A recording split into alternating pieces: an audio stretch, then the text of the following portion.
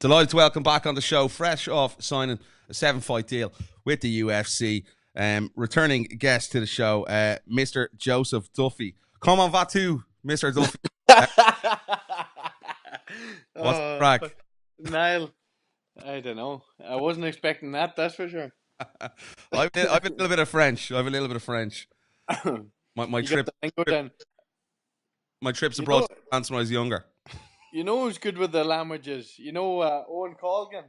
Yes, I do know Owen. Yeah. Yeah, he was living out here in Montreal for a wee bit, and he's got a good bit of Spanish too. He has. Yeah, you're becoming multilingual these days. Oh, Welsh, Gaelic, Jesus, parlez-vous français? I can barely speak English. Joe, first of all, my friend, obviously great news for everyone associated with you. Obviously, the fans here in Ireland. I think a lot of people in the UFC were happy with the news that you signed that 7-fight deal. Obviously, with Gegard and a lot of guys, going elsewhere to different promotions. First off the bat, Ariel obviously covered a lot with you yesterday in the MMA hour, but you're obviously extremely happy that you're in the UFC still. Yeah, definitely. I'm excited. Got a good deal. And I've been saying for a while now I'm looking to get busy, so it's a perfect opportunity. Obviously, 7 fights. I feel with 7 fights, there's more opportunity to get busy. Whereas if I signed a 4-fight deal, then it might have been 1 fight here, 1 fight there, and it might have slowed down. The progression I'm looking to make now in this next couple of years. So I'm happy as Larry.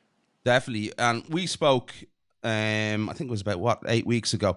Obviously, you didn't know where you stood. You were a little bit frustrated, understandably, with things that were going on. Is there assurances with the contract, Joseph? Because, obviously, I think you wanted to fight before the last fight back in, I think it was December, and you got the fighter, when was it, February, in UFC London? Has there been assurances that you're going to get the opponents you want and the fights you want? No, there's none of that. I think with any of these contracts, there's obviously some depending where you're at. I'm not in the rankings, so it's not like I can demand this or demand that. I gotta be realistic, and I'm looking to progress my career now. So we'll just take it one step at a time. Whatever fights come in, we'll deal with it then. Get active, stay ready, just in case any opportunities come up, and go from there. How frustrating has it been, not having that competitive edge possibly to look forward to, Joe? Uh, there's parts of it. I find.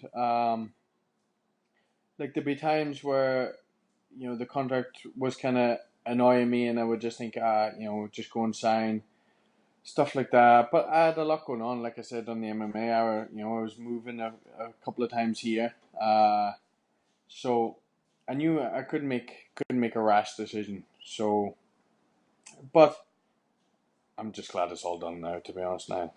Is there intricate little things in the contract that maybe we wouldn't be aware of that you've put in place? Because there was a little bit of frustration. You mentioned, I think it was the last time, the bonuses, things like that. I know, the locker room bonuses. What else did you say in the last interview? Maybe did you force their hand a little bit?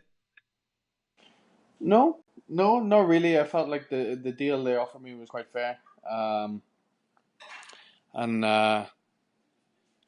obviously I feel like I was just happy with the deal, and I'm happy to get ready and get back to work. Get back fighting. Like I said before with the thing, I was a little bit frustrated, but I don't know who's in charge of all that stuff. But all I can do is keep going in there, beating the people in front of me, and obviously all the rest will take care of itself. How's the foot? Obviously, you got you had that little bit of problem after the Reza fight. Everything okay with that? Yeah, the foot, there was nothing to it really. It was just a case of I don't even know how I done it in the fight, to be honest, Niall. It was I don't know whether it was a kick or what it was, but it was just bruised up, and I think like if you state any injuries after, just to be sure, you got to go get them checked. Otherwise, there could be a Okay. suspension in place until it's checked. So it was nothing major. It was just bruising or whatever it was, and it was a quick trip to the hospital. I was back in the hotel. I think I don't know, maybe just as the show was ending, I would say. Yeah. Is the new deal a game changer for you? Because I know you mentioned to Ariel as well that you had plans to maybe open a construction company like that. Is that going to give you the opportunity to do that? I think like for me, I kind of feel like if I'm gonna be competing, then I'm gonna have my head 100% in the game. I can't be messing around with something else in the meantime. That's something I've thought about, and obviously something I can work towards. I can put money aside and set myself up for the future. So as long as I'm competing, it won't be something I'll be pursuing. I don't like to take my eye off the ball. I feel Yeah. if I'm gonna fight, I need to be 100% focused on the fight, and that's it. Grand. I want to get your thoughts as well. Obviously, with the USADA issue, you mentioned that to me. That was a big, big factor. And I thought it was very admirable on you wanting to resign with the UFC. Could you just shed a little bit more light in case people forgot what you said there to me about 8 weeks ago in that interview we did, and while Graham and the guys were trying to negotiate that contract? Yeah, I feel the USADA USADA program is obviously a huge step in the right direction for athletes who want to compete clean. Um, having these random drug tests. Obviously, I'm sure there's always going to be people who's going to beat the system, but hopefully it's going to wean out as many of them guys who are cheating the system as possible. So when you're competing clean, it makes a big difference knowing you're fighting people on the level playing field. Was that the biggest reason? I know you talked to ACB. I know you talked to, Graham talked to ONE FC, Bellator. We spoke to Scott Coker. He was interested in having words with you as well. I wouldn't say it was the biggest reason. It was one of the main reasons, though. Uh, the only way I can put it, Niall, is a combination of it all. Having the finances in place, USADA, and at the minute, I just felt like the UFC was the place to me. For me, I think they got great TV and broadcasting, which again still it keeps elevating your status as a fighter. So I think a combination of all them, and obviously with the finances being similar, I thought it just kind of made me lean towards UFC. Definitely. How was the holiday in the Dominican Republic? Yeah, it was real good, real good. It was. Do you know what? I done nothing. I was as boring as I came. I was in bed by 9 the first 2 nights. I was loafing by the pool all day, eating plenty, and we're in the casino most nights. So You're, I was a bit cracking. It was nice to get away and just relax for a wee bit. you're getting old, Duffy. I am getting old. Tell you, I'll be 30 soon. I say to Jojo, she's old all the time. I'm catching her. Not as old as me. You're catching me. What did you make of JoJo's performance while we're there? Obviously disappointing for her. You told me you watched back the fights. How did you score the fight, just out of interest? Do you know what? It was a great fight. I felt like Jojo was pressing the action. Obviously, like she seemed to be the one pressing for the fight.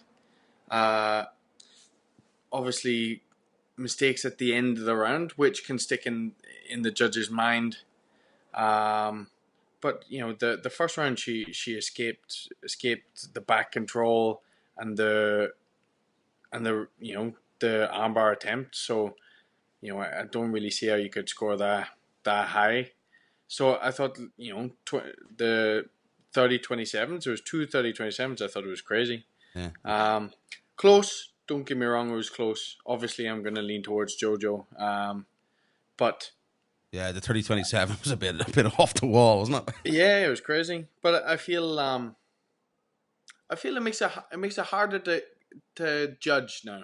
When you watch a fight and you're trying to judge it with the new scoring system, I feel there's more play in it. It's like it's more open to interpretation, I suppose. Definitely. So I don't know. When you watch the fight, I never feel like I got a clear view of how the judges would score it.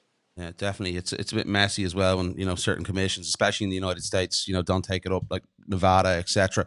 But I totally agree with you, Joe. Joe, Reese McKee was also up in the gym, which obviously Reese is a good friend of the show here. I don't know if you got to see the fight, the incredible fight he had with Richie Smullen. That's the reason why he was over with you guys in Montreal before that fight. How did Reese fare over with you guys? I was amazing. It was amazing having Reese over. Great talent, hard working. Got all the attributes you need to be, to be fighting at the top level. So, Yeah, you know, it's, you truly think, sorry, yeah, you truly think that Reese is a guy that can go a long way in the sport. definitely. Like he had all the things. Great striking. Great ground game. He's very well rounded, and he was willing to put in the work. I think a lot of the time is when you come. That's where you want to see when people come. They come and they put in the work. I think it shows you how dedicated, how hungry they are, and that's one of the main attributes that I look for when I see people coming. But it was just a pleasure to have him. He was just good crack in general, really. Yeah, he's a good lad, Reese, and a very good fighter. Joe, just a couple more before you let you go. You've mentioned 3 fights a year is where you want to sort of be at in your activity. When can we expect to see you back in there? Ideally, September time would be perfect. Like I said, I'm gonna keep my weight down. I'm gonna keep in shape. I'm gonna be ready if opportunities arise. And who knows, I might jump in. Um, but I'm assuming September is gonna be a probably a more accurate prediction. September, beginning October. But I would like September because if I could get two in before the end of the year, it'd be ideal. That'd be three for this year. So just cram them in when the ball's rolling. Keep her lit. Definitely. We're looking forward to it. Anyone in mind? I know you mentioned maybe James Vick, Michael Johnson. You mentioned the last time when you're on with us. Is it about moving up the ladder slowly? Does it really matter about making a big jump in the rankings? Um, It'd be nice to make the jump of the rankings. Obviously, by the end of the year, I'd like to be in the rankings, or definitely by the end of next year. I was just throwing names out there, guys who's doing well, who's on a roll, who puts on exciting fights. There's probably a lot more names that that could come out. I know I was chatting to someone the other day, and they were mentioning lots of other names, and they were exciting fights too. So yeah, who knows? We'll see what comes up. Definitely, yeah. We're looking forward to seeing you back in there. Just one last one. Where do you prefer fighting now? Would you like to, maybe I know Edmonton's coming up. Do you prefer fighting in obviously Canada or back in Europe? It's probably easier for you, maybe with the camp being in Canada, to fight over in North America these days. It's definitely easier. It's easier on my side of things. Because when I cut weight, I like to use George Lockhart. Yeah, Obviously, I was fortunate enough in London to be able to bring him in. Thank God he was available. So bringing in George, bringing in teammates, obviously it all makes a difference. It's much more accessible here in North America, but you know at the same time, it's hard to beat fighting close to home. All your family and friends can come, and it just gives you a different different motivation. It spurs you on. I remember the atmosphere in London, and it was a good feeling. It's a feeling, obviously. When I fought in Vegas the last time, it was a good atmosphere, but London was more heightened again. It's a different feel. definitely. Um, One last one. I've said that about 5 times now. I keep thinking of new things to come into my head. I apologise, Mr. Duffy. Mr. Neil Seery, a guy I know you've fought on the same card of a couple of times, obviously with Cage Warriors. Um, he's called it a day last weekend. I just want to get your thoughts on him, on his career, and what he's done for Irish mixed martial arts. Yeah, I think Neil is the epitome of a fighter. Really, he kind of like when I think of the fight in Irish, I think of Neil. Someone who's going to come, he's going to fight anyone, anytime. He's going to stick his head down and get stuck in, and that's something I really admire, and he's someone I look up to for just for his mentality on the fight game. He goes in, he gets stuck into anyone, no matter who it is, and we've been lucky from you know a cultural point of view to have someone like that, lead the way, especially so early on in Irish mixed martial arts. I think we've been lucky to have Neil. Definitely. Been a pleasure to watch his career. And Mr. Duffy, it's always a pleasure to talk to you. I do appreciate the time, my friend. I'm looking forward to seeing you get back in there, hopefully in September, as you said. Appreciate the time, buddy. Thanks, Dan.